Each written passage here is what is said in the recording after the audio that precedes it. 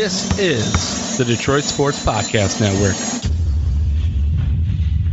And welcome in, folks, to another edition of Open Mic Night. I am your host, Noah Tsaluki, and on today's episode, we're going to dedicate a lot of our time to the NFL. We're going to address these Jim Harbaugh rumors that he's going to the Minnesota Vikings. We're going to talk about Stafford and his matchup in the Super Bowl with Joe Burrow. Talk about the Packers, Tom Brady's retirement, a little bit of John Carroll connections in there as well with David Ziegler and Josh McDaniels. And we're definitely going to address this Lions draft that's going to be coming up in April to see who the Lions should be taking at number 2. And also with that Rams pick, who we don't know yet if it's going to be the 31st pick or the 32nd pick. And we're doing it a little bit differently this week. As you guys know, we're now 81 episodes deep, and you know, I've been solo a lot. You guys have heard me just talk and give my takes about Detroit sports, and you know, I've interviewed a lot of those Lions, ex-Lions players, ex-Detroit professional athletes, some media members as well. But we're doing it differently because for the first time ever in the history of Open Mic Night, I'm having a co-host today. And it's my really good friend, Drezdan Dale, who's a student here at John Carroll University, one of my very good friends. He's also really, really big into sports analytics as well. And I think this is just incredible for the podcast right now because I've never done anything like this. And I think today is the right day to try it out because of his love for the NFL and how much he just loves talking about football. So Drezdan, welcome on to the podcast. And this is our first live action as well. I've never had a person in the studio before talking with me about the podcast. Yeah, well, thank you for having me, Noah. And I'm so excited to be here. I've really looked forward to this all day. Put some research into this as well, and I really just so excited for this whole podcast. Now, I'm just warning the audience out there. Drezdan is a Packer fan. He's got a Packer sweatshirt on right now as we speak with the old G that looks like the University of Georgia, like we talked about a couple weeks ago, beating the University of Michigan, as I should say. But Drezdan, I want to talk a little bit about you. I want to introduce yourself. You know, you love sports analytics, and this is really what you're passionate about. You love looking at the PFF, Pro Football Focus. You're doing an internship with the sports with analytics and all that. You know, talk about what your experience with that and how much, you know, that research plays into, you know, stuff, especially with the NFL now. Yeah, well, it's my love for analytics, specifically football analytics, started about when COVID happened. When COVID hit, I had more free time, so I was able to research more and got into it. And then about a year ago, I decided to actually do some analytics for the John Carroll football team. I broke down all of their film and input different statistics into an Excel workbook I made, and then took those stats, brought into R Studio, which is this programming language, and then gave the coaches at JCU graphs and different data insights into what was happening on the field, such as like time to throw for the quarterbacks, average depth of target, some of those stats that NFL teams have access to, but D3 teams don't really get as much access to. And then switched majors actually from finance to data science because of that, and then got an internship last summer in the fintech world in data science there. So it's really been kind of all my love for data has been driven through the NFL and football data specifically, and it's one of my biggest passions. I love it. Now I want to ask you as well, but before we get into some Jim Harbaugh talk, how does one break into the NFL like this? Because obviously you have your organizations outside of the teams like PFF and among those other teams that do certain grades, but how do you exactly get into working for a team in their analytics department? Well, actually right now, a lot of it's built up through Twitter. There's a lot of people that get hired through the projects they do on Twitter. Some other people, there's this thing called the NFL Big Data Bowl, and it's literally a competition where people in data science field will work on projects and present them to NFL teams. It's a little program, and a lot of people that participate in that actually get hired by the NFL teams too. So a couple of pipelines there, but there's not really a concrete route yet. But there's different avenues you can take to get there, and maybe one day that happened with me. Oh, I can't wait. I've seen this guy's work, guys, and you can follow him on Twitter at Drezdan Dale, DREZDAN_DALE. We'll get to a little bit of that later as well. I'll give you guys another reminder, but I want to start things off. Jim Harbaugh to the Vikings. This is news that's just breaking within the last couple hours, and here we are recording on a Tuesday night.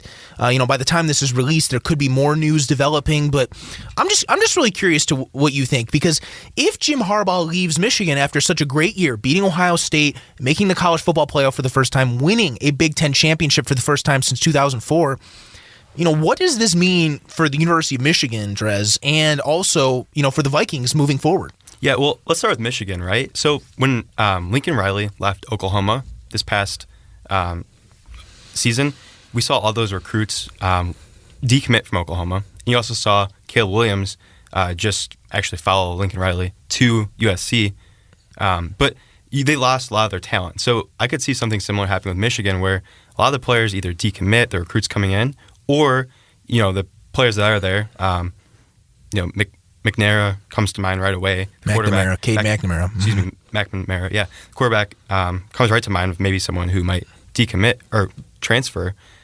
So I could really see Michigan being impacted there as far as what happens with Harbaugh leaves.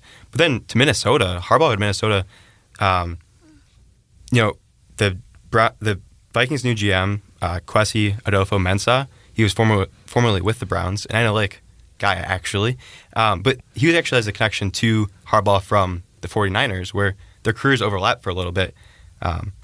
Mensah worked there from 2013 to 2016 and Harbaugh was there 2011 to 2014, so kind of some overlap. So maybe that's why he wanted to bring in Harbaugh, who really could turn around that team really quickly with his coaching style.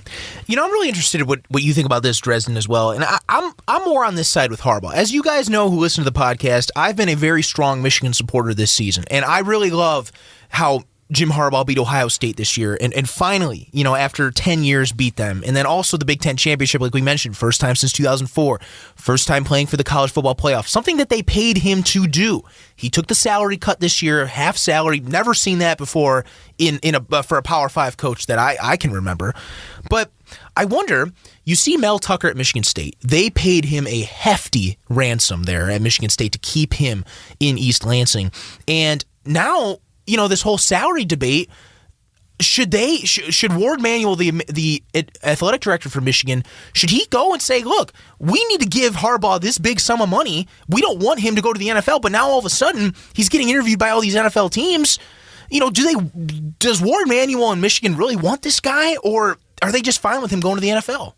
Yeah, that's an interesting point too. And the thing about as well, it seems like Michigan, by beating Ohio State and advancing as far as they did in the college football playoff, it seems like they're starting to build that program up to the point where they wanted it to go. And then Harbaugh just leaves. They're going to take a step back if they let him walk out that door. So, like you mentioned, throwing more money at him maybe gets him to stay. And at this point, if I was in that position, I might ask Harbaugh, what do you want? Blank check, let him sign it, how much money he wants to get him to stay, because you're just getting to the point where you wanted to be at for all these years. Well, I just think that roster is going to take a deep nosedive. I mean, obviously losing David Ojabu and Aiden Hutchinson on the D-line, and then you have both quarterbacks coming back, J.J. McCarthy and Cade McNamara, but that they're not really set on one guy. They love alternating quarterbacks. Cade was the guy that got Michigan to where at that point, but they love switching in with McCarthy and company, and Hassan Haskins is leaving, and some of the other skill players, but I think it's going to be really interesting to see what Michigan does moving forward, especially if these Jim Harbaugh rumors are true. And are they going to promote internally? Is Josh Gaddis going to get a promotion to head coach, or Mike McDonald leaving for Baltimore to become their defensive coordinator? He spends 1 year. I think he was really the X factor, and you guys know about that on the podcast listening. I think he's really been the X factor all season for Michigan. He's gone, so this is a very different Michigan team going into next season, and I think it's going to be really interesting to see where Jim Harbaugh ends up, if he stays in Ann Arbor, goes to Indianapolis, or another NFL team. That's for sure. All right. We know this is the biggest story in Detroit sports right now. Matthew Stafford has won more playoff games with the Los Angeles Rams than he's had in his entire since 1957 for the Lions. Lions have won one playoff game since 1957. As we all know, such an old bit in the Motor City. Stafford now beats the Cardinals in the wild card, beats Tampa Bay in stunning fashion, and we'll get to Tom Brady later. And then all of a sudden, he is playing for a Super Bowl by beating the San Francisco 49ers. Drezdan, what do you think about this Super Bowl matchup? It's Matthew Stafford versus Joe Burrow. Are you one of those guys that's really excited for Stafford, like in Detroit? We're all putting the old number 9 jerseys. We're dusting that off from the old closet. Or are you wanting Burrow in this one? And how do you think it's going to play out in Los Angeles in a couple weeks? Don't hate me for this, Detroit, but I am taking Burrow's side. I do want Burrow to win the Super Bowl, but I will say I am glad that Stafford's made it this far, and I think both quarterbacks are deserving to win this game. Both, obviously, Stafford's paid his dues with Detroit, and then came right to the Rams and made such a big difference. But really, what I'm looking for in this game, I think, is I want to see how both these quarterbacks play. Stafford, we saw him beginning of the regular season come out hot. He kind of cooled down towards the end. In the playoffs, he's played well, but still hasn't really lit up the scoreboard as much as what we saw at the beginning of the regular season. I think there's potential for him to light up this Bengals defense on Super Bowl Sunday. But on the flip side, I think the biggest matchup in this game is going to be Burrow against the defensive line of the Rams, because the Rams get pressure on the quarterback really easily. Von Miller, Aaron Donald. The Bengals offensive line isn't very good. We know that based on how much pressure they've given up the past couple of weeks in the playoffs. But Burrow has started to get the ball out quicker and kind of make up for that lack of an offensive line. So I think that both these quarterbacks have potential to just blow the tops off these defenses, and that we could just potentially see a great shootout happen as a result of that. I think Joe Burrow has had a tremendous season, and he's really won at every level. Won that state championship at Athens High School in Ohio in high school. Then he goes on to LSU after transferring from Ohio State, winning the national, setting all kinds of records at LSU. With his teammate Jamar Chase, who's now in the NFL with him, and all of a sudden in his second year as quarterback, already led his team to the Super Bowl. Remember, guys, Cincinnati was one of the worst teams in the NFL just a couple years ago. I think. Why isn't the Lions next? Why not? And we'll get to the Lions momentarily, but I want to ask you the golden question, Drezdan, about Matthew Stafford. Detroit's been getting a lot of hate lately because they're saying, well, Stafford has more playoff wins this year than the Lions have had since 1957. Is this a organization problem for the Lions? Is this the reason why Matthew Stafford never was able to take them that high? Or, you know a lot about the scheme and analytics side. Is this the scheme that Sean McVay has put him in? Yeah, I think that right now the situation that Stafford is in is better than any situation he's ever had in Detroit. And he's a better head coach. McVay is probably better than any head coach he had in Detroit. He's got more weapons at his disposal with Odell Beckham, Cooper Kupp. Tyler Higbee's a great tight end as well. Pretty good offensive line. And the defense also is better than any defense he's had in Detroit. So I think it's really a lot of that situation. And then you partner that with just McVay's offensive scheme, the play action that they're running, getting Stafford easy throws, and also it's allowed Stafford's able to still make those throws, those crazy throws, sidearm throws, the no-look passes he was making in Detroit, he's still making in the Rams as well, with the Rams as well. So I think it's a combination of all of that together that's really allowed Stafford to take that next step and start winning playoff games. See, I think the best offensive coordinator Matthew Stafford ever had in Detroit was his first one, Scott Linehan, who then became the offensive coordinator for Dallas. And now he's with University of Missouri as an offensive analyst or something like that. But I think he was the best one. And that was when you saw vintage Stafford. That was the season he had 41 touchdowns in 2011 when Megatron really went off. But I think it's interesting, too, because I think a lot of people are just over that excuse in Detroit that he had weapons. Or that he did not have weapons, because he had Calvin, he had Golden Tate, he had Marvin Jones, Kenny Golladay. He made all of those guys better. They had the best years of their careers when they played with Matthew Stafford. But I do agree with your point, Drezdan, about the defense. The best defense that the Lions had was 2014 with Matthew Stafford. That was the year Ndamukong Suh was really coming to his own as an all-pro, and that was the closest the Lions were. 2014 against Dallas when they lost the Brandon Pettigrew flag that was picked up, that whole thing. And I really think it's interesting, too, because Stafford has a little bit of a run game now with Cam Akers and Sony Michel is running the ball well. He never really had that run game. His best running back was either Reggie Bush or Joique Bell. Those guys are, as good as Reggie was early in his career and a Heisman winner, I don't think he's a Hall of Famer, you know what I mean? So I think I just think there's just two different spectacles with this, but I kind of I guess for my approach, it's a little bit of both. You mentioned that run game. I don't think Stafford ever had a running game in Detroit. No. And the way McVay is able to tie the passing game to the running game and kind of marry those two things together, the Rams will run that outside zone where all of their linemen, they're moving horizontally at the point of attack and then moving up, double teaming to second level, and also how they use the receivers. Cooper Kupp used to be Robert Woods before he got hurt, in the way they block with those receivers. And just that scheme, it's very hard to defend.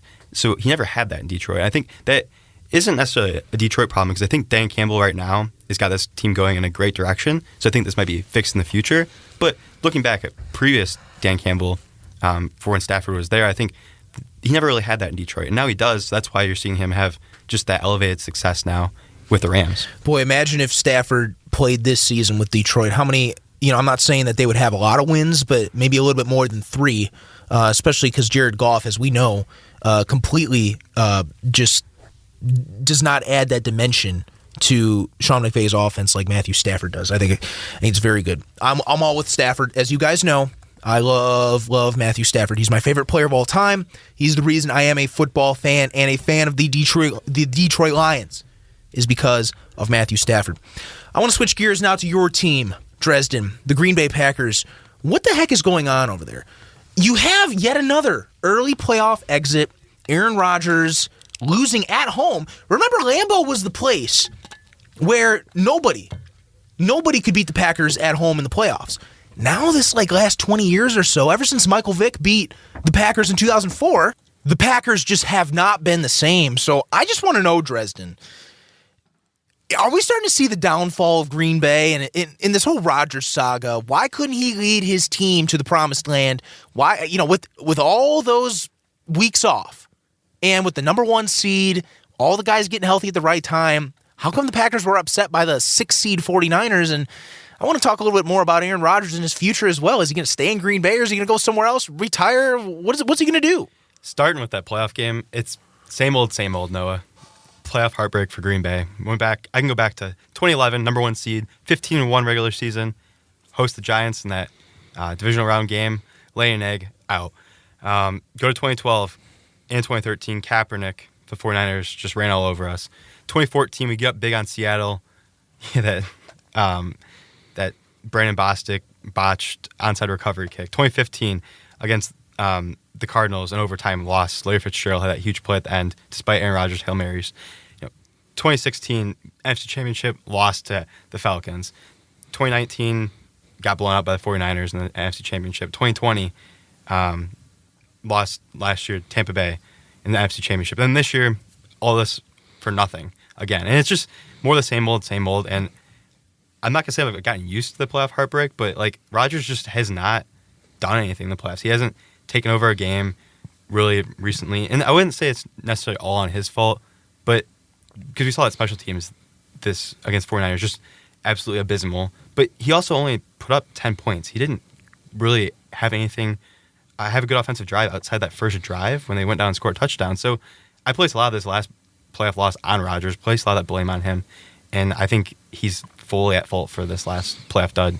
Now, what does he do? Is he going to retire? Is he going to leave? Is he going to Denver? What is the future of Aaron Rodgers in Green Bay? Well, the biggest thing is if he does come back, I would expect him to. He only has 1 year left on his contract, so I would expect him to. If he comes back, he's going to be there for a couple more years. They're going to have to sign an extension, and what that'll do is that'll create some more salary cap space for them if he does decide to come back. Because right now they're projected at $52.3 million over the cap for the 2020 season, and that's without Devontae Adams coming back. And Devontae wants 30 plus a year. So if they want to bring back Rodgers, and he'll have to be tied to them for a couple more years to get that extension money will help prorate the salary cap out a few years, so it's not such a big hit this year, which might give them enough money to bring back Devontae. Even that's asking a lot, but he really, if this is it in Green Bay, which it very well could be, we could see them trade him to Denver. I think that they're now former offensive coordinator Nathaniel Hackett is now Denver's head coach there, and right. Rodgers had a quote saying a couple years ago, "If he ever leaves, I might leave too." Is something along that similar lines to that, right? Where it just, I don't know if he was context of that was jokingly or not, but it's just. It very well could be the end of Aaron Rodgers in Green Bay, and this year this could be it. How much of this has been Matt LaFleur's fault? And I know you're such a big Matt LaFleur fan. You love his scheme and how Rodgers is able to get guys open with Devontae Adams and all them. But how much is LaFleur to blame for this? I honestly place zero blame on LaFleur. I think is more of a general manager fault. Brian Gutekunst is the reason to blame for this. And a couple things. Like, I think LaFleur has a great track record. Some of the players he's using to get extracting value out of are like just they're not. Some of these players aren't that good, and he's still getting so much value from them. And also, he wasn't really in on the Jordan Love pick. He wasn't. No. Gutekunst was the guy who pulled the trigger there. And actually, here's why I place the blame on Gutekunst. Here's a great example. You know about how all the Packer fans, we all complain about us not drafting a receiver in the top part of the draft every year, right? In our last 6 picks, in the top 100 picks, that we've used on offensive players over the past 3 drafts, we drafted Elgton Jenkins, Jace Sternberger, Jordan Love, A.J. Dillon, Josiah DeGuara, and Josh Myers.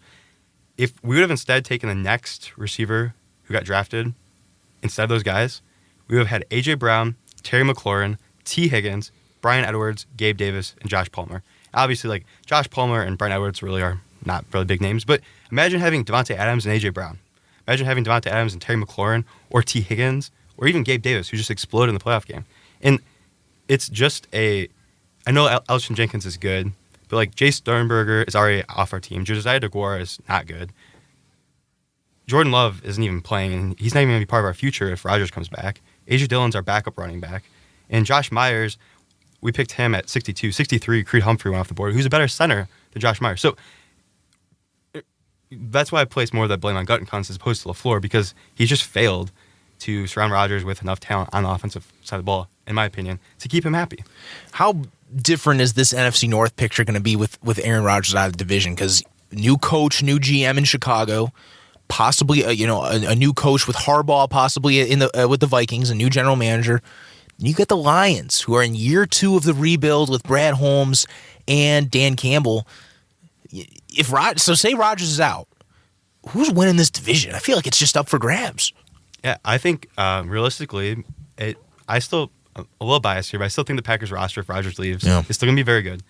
But I could see the Lions really, looking at 2023 and 2024 when let's say 2023 they go get a rookie quarterback, 2024 second year could have a Burrow type year, right?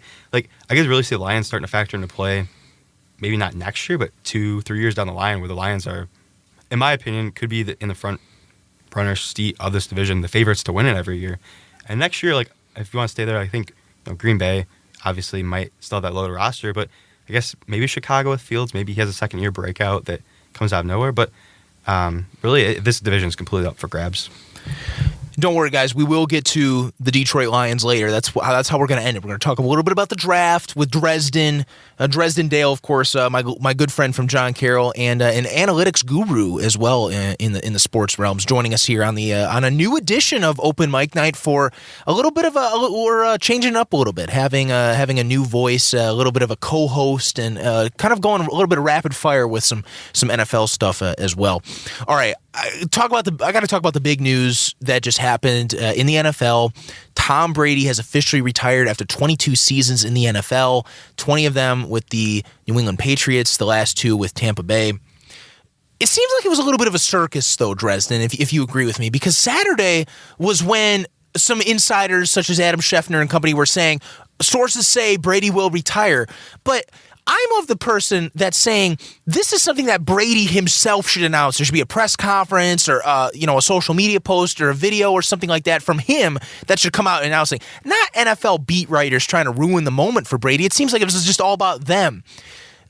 We'll get to a little bit of Brady in a moment, himself and his career, but what's up? Why did people want to do this? And why would they want to ruin this moment for Brady? Yeah, it seemed like it started from a little report that came out, and then Schefter and Rappaport kind of ran with it. And obviously, they ended up being right because you retired 2 or 3 days after. But like you mentioned, Noah, as soon as I texted you, hey, Brady retired, you texted me right back and said, I'll only believe it when it comes from him himself. And I'll give you all the credit there. That was a great call because it turned into that circus. But it really, Schefter has kind of pressed the issue. He did the same thing with Rodgers last year, if you remember, when there was a drama coming out about Aaron Rodgers. Mm-hmm. He kind of pushed that Rodgers was gone out of Green Bay right away, and he's going to be traded to Denver right away. And he didn't have too much to back it up. And kind of similar situation here with Schefter. And it just, or kind of similar situation with Brady, and it just definitely was a complete circus. Now, Tom Brady's legacy, 22 years, many people say the greatest quarterback of all time. I don't want to get into this whole debate, who's better, Montana, Manning, Brady. I don't care about any of that stuff. They're all great. Personally, I think Tom Brady, he has the stats in the regular season. He's got the success in the postseason, Super Bowls, all that. I mean, I don't know how you can't say he's the best, or at least one of the best of all time. What are you always going to remember Tom Brady for, Drezdan? Personally, I think I'll always remember him for just how great he was at the end of his career. He was not only good, like, I guess, actually, take that back. I'm going to actually remember him for, I grew up with him. He's literally, since he's been in the league since 2000, I have never watched an NFL season without Tom Brady. I think I literally associate the NFL with Tom Brady. Like, when I think of NFL, I think of the Green Bay Packers, and I think of great quarterbacks, and Tom Brady comes to mind right away. He's always just been one of the best, or if not the best quarterback in the league. And I guess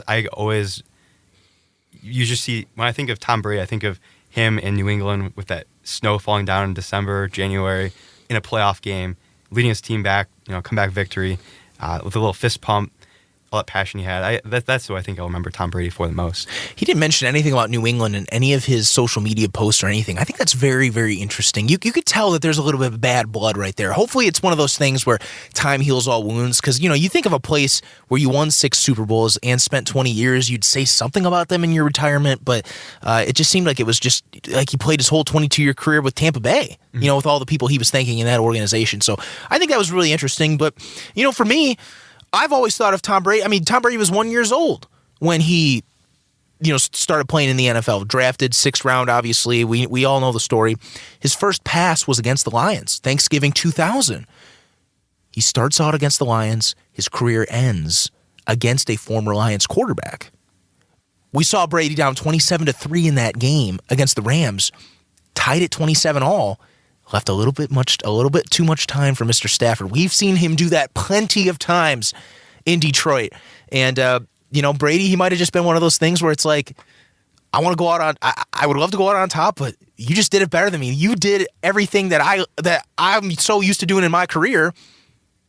Well, you just have that moment.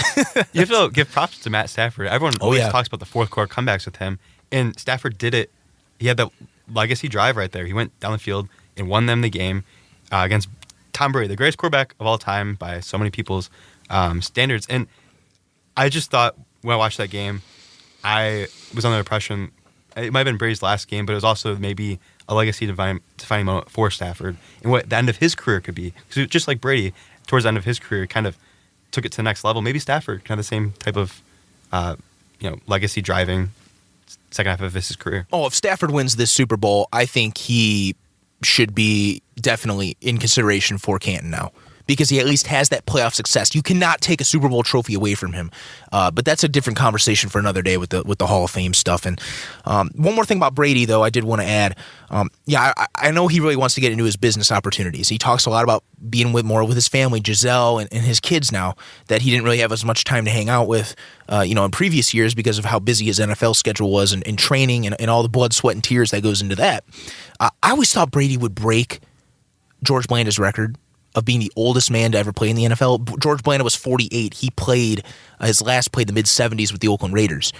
And I always thought he wanted to break that record, but that's just the one. That's like going to be the one record that he does not have is the oldest man ever play in the NFL. So as much as everyone says Brady owns every NFL record, he's not going to own that record. So I always thought it would happen, but I guess business ventures, among other things, have called Tom Brady out of the National Football League. Speaking of other Patriots, of ex-New England Patriots, I want to switch gears to this Dave Ziegler and Josh McDaniels being hired by the Las Vegas Raiders. 2 Patriots. Josh McDaniels, of course, the longtime offensive coordinator for New England. Dave Ziegler, player personnel guy, basically the general manager. Bill Belichick is the de facto GM, but he's Belichick's right-hand man, technically part of that GM. Also, both John Carroll grads. We know Blue Streaks as continuing the NFL pipeline. Now they're in the NFL. They were both teammates in the late 90s here at John Carroll as well, playing football. Ziegler is in the John Carroll Hall of Fame as a returner, probably the best return specialist ever in our history. McDaniels started out as a quarterback, then became a receiver a little bit later on in his career at JCU. I want to know, Drezdan, though, John Carroll talk aside and all that, is this going to work in Las Vegas? Are we going to see because we all know the history of Patriot ex-Patriot coaches, Matt Patricia and Bob Quinn. Now, I want to know, is this going to work? Because Josh McDaniels had an opportunity in Denver, didn't even last 2 seasons there, and now all of a sudden he's back as a head coach 10 years later. Is this going to work, or is this just going to bomb completely? It's going to be the next line of ex-Patriot coaches that don't make it with another NFL team? I'll start off by saying McDaniels was interviewed, and he actually talked about how he had the coaching side down during his last head coach tenure back in Denver, but he didn't have the person aspect of coaching down. And that's something I think is a positive to hear out of him right away, is that he knows where he failed last time was with the people side of football. So going into this time, he knows that he has to execute on that part. That has to be priority number one, is not only be a good coach, but also a good coaching scheme, but also good as a coach with the player and people side of football. However, I've not seen a football coach come out of New England that's done well, so I'm very skeptical. I don't really know necessarily if McDaniels. I don't really see McDaniels being any different than any other coaches that have left there. And as long as Caserio is also going to be there with him, or excuse me, not Caserio, Ziegler is going to be also there with him. Close. So you have that whole Patriot way coming there and replicating what Bill Belichick has done in New England. You can't do that. It's just its own entity. So if they try to replicate exactly what Belichick has in New England, it's not going to work. We've seen that tried time and time over again. So they need to try and have their own identity, maybe still mix in some of the culture ideas from New England, but build their own brand, build their own different entity that's not just the Patriot way in Las Vegas. McDaniels' father, Tom McDaniels, is a longtime high school football coach in the state of Ohio, a legendary high school coach. A lot of people don't know this, but he actually coached Maurice Clarett, if anyone knows that name, the one-year wonder out of Ohio State before he got into trouble later on and could not play for Ohio State anymore. But he coached him at Warren High School, which is outside of Youngstown. But I think you bring up an interesting point about McDaniels, Drezdan, and it has to do with the people, being a people person. What was the problem in Detroit with Matt Patricia? Treating players like dogs, basically. Having them run those hills after. And I get the conditioning part, but when it comes to, you hear reports of Darius Slay, Glover Quinn, respected veterans in that locker room saying, he's treating me, he's talking about, sucking a man's ding-dong. You know what I mean? It's just like, that's not stuff that you say to an established Pro Bowl veteran like Darius Slay, no matter how good or bad he is, that you don't just treat a man like that. And Darius Slay called him out. This is a lot, and this happened with a lot of other players. And it's happened in certain situations outside New England because you come in and thinking, oh, well, I'm like Bill Belichick. You don't have that same prestige and that same respect level that Bill Belichick has. I'm worried to see if they'll be able to get that player relationship down. And we just saw that last year with the Giants and Joe Judge. Yep. Joe Judge came in, tried to be this Patriot mantra, and failed, right? He literally went in, made players run after practice, made them do punishment stuff, said, he just came off as this hard ego guy, but, he couldn't back it up. He's not Bill Belichick.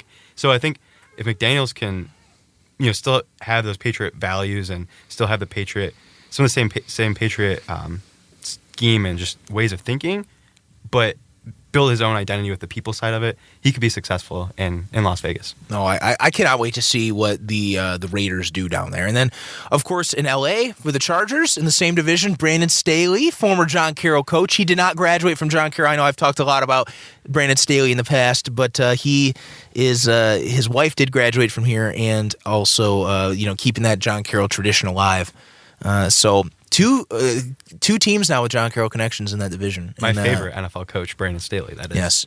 And as you guys know, I did tell you, I did get to meet him over the summer, and the first thing that came to me was just knowledge, just how incredibly smart, gifted. It's a gift. Not many people have that, just his ability to remember things and remember different high school guys. I saw him talking to the players at John Carroll that were working out on the field when he was there, and he remembers everything about their high school and their coaches.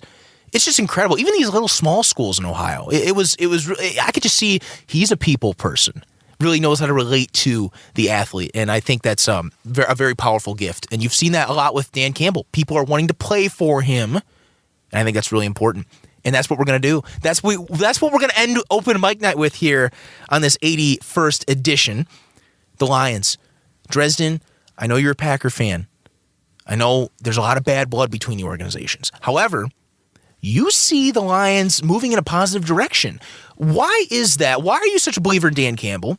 And what's going to happen in this draft coming up in April? What are the Lions going to do at number 2? And what are they going to do with the Rams' first-round pick that they got for Stafford? Well, starting off, I think one of the ways to evaluate a head coach is based on how he performs against the spread from the betting lines, right? Mm-hmm. And he was, I believe, top 4 in wins above the spread. Or covering the spread, excuse me. And what that's showing me is that he's outperforming expectations.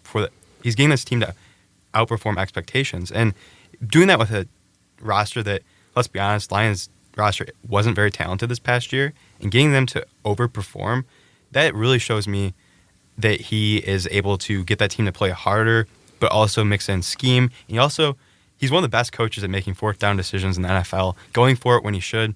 And that really stuck out to me. He really impressed me. I go back to when he was first hired, and as a tight ends coach from the New Orleans Saints, I was like, this guy should not be a head coach in the NFL. I was completely thinking Lions are missing their mark completely. But after this first year, I've completely done a 180. I think he is not only the right guy for the Lions, but he's going to be one of the best head coaches in the National Football League for the next several years, maybe the next couple decades, right? He showed me a lot this first year, and obviously he still has to build on that going forward, and it starts with the draft coming up. But he's got a lot of the right tools to success, and I really see him being successful. I think we saw him improve as a head coach. Remember, they had the whole debacle on Thanksgiving where they couldn't call 2 timeouts in a row. The defense was in the wrong coverage and all that. But towards the end of the season, he started calling the plays.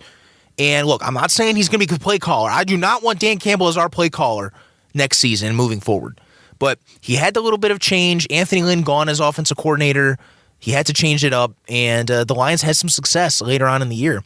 I want to know, too, are you okay with Jared Goff, or are you one of those guys that says the Lions cannot have this guy on the roster moving forward? He did play better at the end of the year, but like we talked about earlier with Sean McVay in his scheme, Goff, he really had a lot of limitations that McVay could not, push the ball down the field and all that. I'm curious to see what you have to say, Drez. Well, so if I'm a Lions fan, I'm okay with Jared Goff for one more year. Okay. I just want Goff back next year. I want to be okay next year. I don't want to necessarily. I honestly, when I look ahead to the future of the Lions, I don't want to be good next year. 2022 is not the year to be good. 2022 is the year to be bad again and go get Bryce Young or C.J. Stroud from that talented 2023 NFL quarterback class and take them and get them on this team. Goff isn't going to be it. We saw maybe his peak with the Rams was getting to the Super Bowl, but I mean, he kind of fell off a cliff after that, right? And that's with one of the best coaches in the NFL, Sean McVay, calling the plays for him. So I never think Jared Goff he'll never get back to Super Bowl. He's not the guy for the Lions. The guy for the Lions is probably that 2023 quarterback class. And I know that's saying punt on another year, and that's okay, though, because this team's still a couple of years away from contending, in my opinion, of the roster, where they stand with some of their players. And getting a franchise-altering guy like a Bryce Young or possibly C.J. Stroud on this team, like if you get a guy like Joe Burrow or Justin Herbert that can just carry this team, you're set if you're a Lions fan.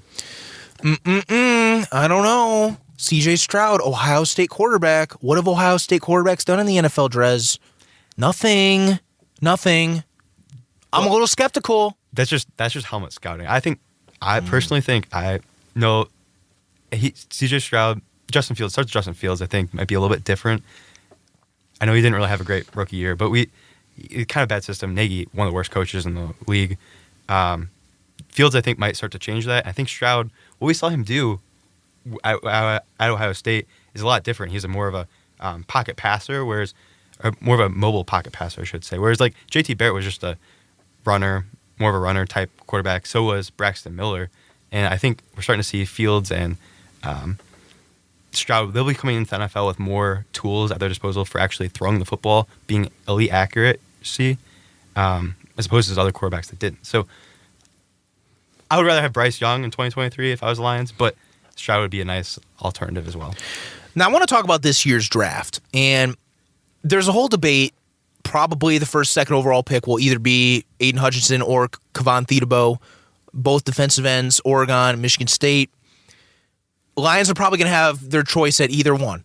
And if I'm the Lions, well, obviously it's going to have to tell what Jacksonville drafts. But which player do you think works better or fits better with both teams? I really want to think because I think the Lions really could go no wrong with either one. Yeah, well, personally, I think Jaguars should go Evan Neal, the tackle from Alabama, first, because you have drafted Trevor Lawrence last year, number 1 overall, and you need to protect him. They need a franchise left tackle for him.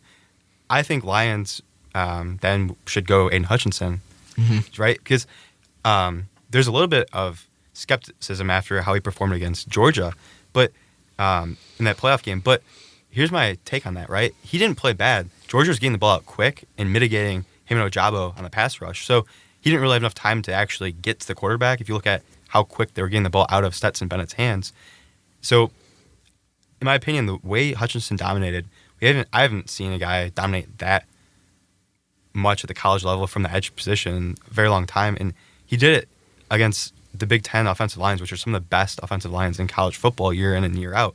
So I think Aiden Hutchinson is the guy for the Lions at number 2 overall, and I think he comes in right away and is one of the best edge defenders in the National Football League. My favorite player in all of college football this season, Aiden Hutchinson, divine child, class of 2018 in the Catholic League. Watched him play in high school against my U of D Jesuit Cubs, and never thought he would be up to this level. I always thought he was a great high school player, just never thought he could get up to that college level, but he certainly has and really took over the game this past season for Michigan. Last question for you, Drezdan. The Lions, obviously, we talked about it, have a lot of work to do. And I think a lot of the draft is going to depend on what they do with this pick with the Rams, because the Lions have really struggled with those sort of like middle round picks, like almost second round, third round picks. And this is basically almost like a second round pick almost. Now, what do you do with that 31st or 32nd overall pick that the Lions will have from the Rams? Do you try to take a chance maybe on a quarterback? I know you talked about Bryce Young, C.J. Stroud for next year's class, but this year, do you take a chance, or do you just go with maybe a guy like a linebacker, interior lineman that maybe could wreak some havoc in the backfield on defense? So there's 3 options, in my opinion, what they should do with that Rams pick, and it starts with one of the more obvious end of the second round, or end of the first round, options, which is taking a receiver. We've seen some great receivers fly off the board. I mean, T. Higgins a couple years ago, 33rd pick comes right to mind. But I really think there's receiver class. There's going to be some. It's very deep in the fact of how many receivers there are to actually take, but there might not be a star. So they might be getting a solid receiver back at 31st or 32nd pick that can come in and be the Lions' number 1 or maybe number 2 to Amon-Ra, because he did show some great signs. The second option would be to trade down. Maybe you trade that pick down to some quarterback needy team who wants to trade up. Maybe you get a first-round pick and a second-round pick back for 31 or 32 overall, and they can use that next year to go get Caleb or Bryce Young or C.J. Stroud, to trade up and go get your quarterback. Or the third option is taking if Kenny Pickett or one of these quarterbacks that you really like falls in the draft and the Lions are sold on him, go ahead and pull the trigger. While I did say earlier, 2023 quarterback class is great, if the Lions really do love one of those quarterbacks and can get one that falls down the draft board, I don't rule that out, because taking swings and misses on quarterbacks is not a bad idea. We saw the Eagles a couple years ago. They had Carson Wentz in the building, and then they go draft Jalen Hurts, and now look at where Jalen Hurts is at. They're getting them in the playoffs. So you can still kind of try to piece together the end of that first round, beginning of the second round quarterback who can maybe change the direction of your team.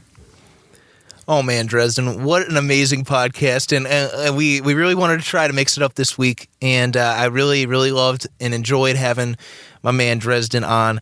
That's for sure. Please make sure to check out all the other great podcasts on the Detroit Podcast Network, Sports Podcast Network, I should say. The Open Mic Night, of course, my own podcast, and the Michigan Podcast. I know they're talking a lot about hoops now and this whole Jim Harbaugh saga, what's going on.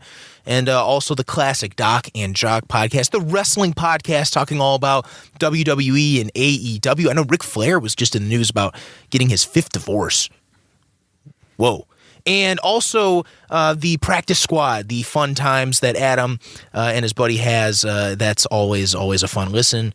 And always make sure to follow John Macaroon on Twitter and all the wonderful stuff that he does with Sports Illustrated Lions. Drezdan, it was my pleasure having you, and I'm very, very happy that even though you're a Packers fan, you're able to still come on here, talk a little bit about Detroit, and made it very entertaining as well. It was amazing. Yeah, thank you for having me, Noah. And I want to say, I really, even though I'm a Packer fan, I really am excited about the future of the Lions. I think they have a lot of great pieces, and that head coach, Dan Campbell, I fully think he's the right guy for you, and I think that we could see over the next couple of years the Detroit Lions be one of the most exciting teams in football. As am I, Drezdan. I have one of the most pro-Detroit Lions fans out there, and especially on Detroit sports radio and different podcasts as well. I think of myself as one of those because I have hope, and that's something that we lack in Detroit. We need a spark. We need something good to happen, and I think having that hope really helps as well. You can follow Drezdan on Twitter at Drezdan Dale, DREZDAN_DALE.